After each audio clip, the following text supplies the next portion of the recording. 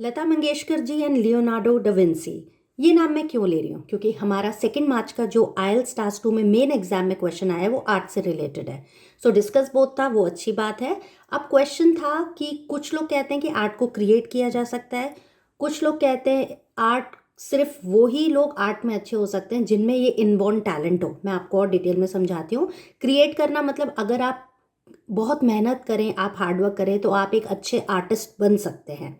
और कुछ कहते नहीं, जो इनबॉर्न बचपन से ही जिनमें टैलेंट है वो आर्टिस्टिक बन सकते हैं। और इसलिए मैंने नाम लिया था लता मंगेशकर जी का और लियोनार्डो डा विंसी का। ये दोनों अपनी फील्ड में इनबॉर्न टैलेंट रखते हैं। ये लेजेंड्स है अपनी फील्ड के।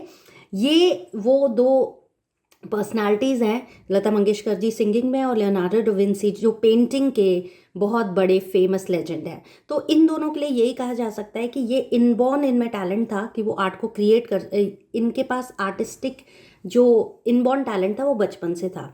तो और वही लोग इस फील्ड में अच्छे हो सकते हैं जिनके पास रियली टैलेंट है बचपन से।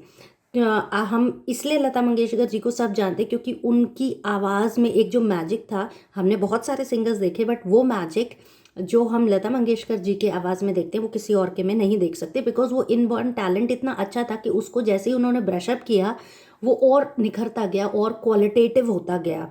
तो एक पार्ट तो ये कह रहा है कि आर्ट जो इनबॉर्न है वही आर्ट को क्रिएट कर सकते हैं। और लियोनार्डो डा विंसी की पेंटिंग्स वर्ल्ड फेमस हैं। He was known for his talent. तो वो इतने फेमस इसलिए हैं क्योंकि बचपन से ही उनमें ये टैलेंट था। तो कुछ लोग यही मानते हैं कि जो इनबॉर्न टैलेंट है, आर्टिस्ट वही हो सकते हैं जिनके पास बचपन से ये क्वालिटी हो। अब लेकिन क्या इसका मतलब ये है कि आप कभी भी एक अच्छे सिंगर नहीं बन सकते अगर इनबॉर्न या आपकी आवाज़ बचपन से ही अच्छी नहीं है, या आप इनबॉर्न या बचपन से ही आप सिंगिंग में अच्छे नहीं हैं? तो ये कहना गलत होगा, क्योंकि आपने ऐसे बहुत सारे सिंगर्स देखे हैं, बहुत सारे आर्टिस्ट देखे हैं, बहुत सारे म्यूजिशियंस देखे हैं, बहुत सारे ऐसे लिरिसिस्ट देखे हैं जिन्होंने मेहनत से, इंटेंस हार्ड वर्क से, विगरस ट्रेनिंग से अपने आप को अपनी फील्ड में एक क्वालिटेटिव पर्सन बनाया है।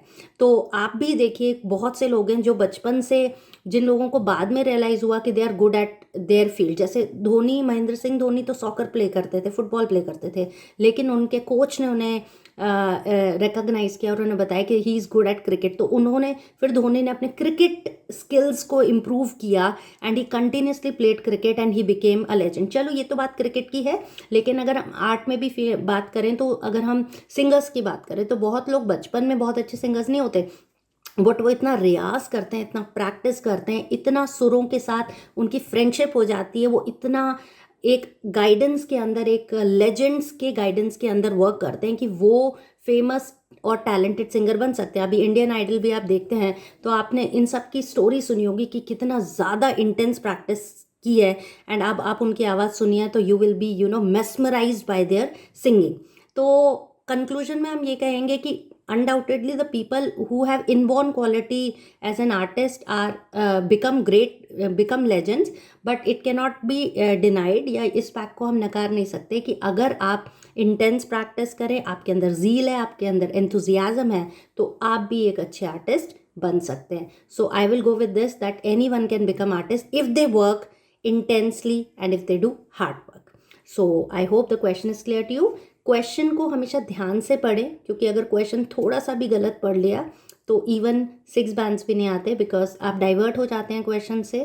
तो इसका बहुत ध्यान रखें कि व्यूज़ अच्छे हों। छोटी मोटी ग्रामेटिकल एरर्स चल जाते हैं, लेकिन व्यूज़ गलत हो तो काम नहीं बनेगा।